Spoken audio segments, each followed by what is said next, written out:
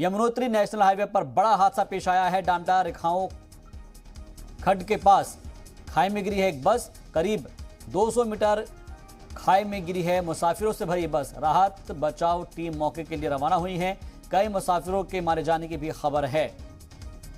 एक बेहद अफसोसनाक खबर और अहम खबर है। राहत बचाव की टीम फिलहाल मौके पर रवाना हो गई है, लेकिन 200 मीटर खाई में गिरी है मुसाफिरों से भरी ये बस। उत्तरकाशी से यह खबर, जहां पर यमुनोत्री नेशनल हाईवे पर हादसा पेश आया है और इस हादसे में करीब 200 मीटर गहरी खाई में मुसाफिरों से भरी हुई ये बस गिरी है।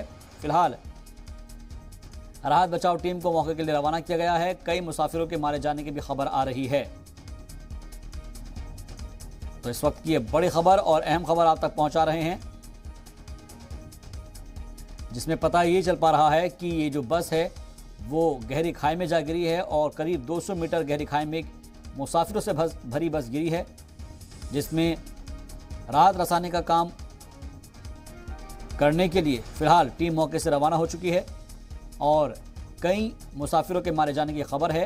राहत रसाने के लिए टीम मौके के लिए रवाना हुई है। उत्तरकाशी से खबर, जहां पर यमुनोत्री नेशनल हाईवे पर हादसा पेश आया है।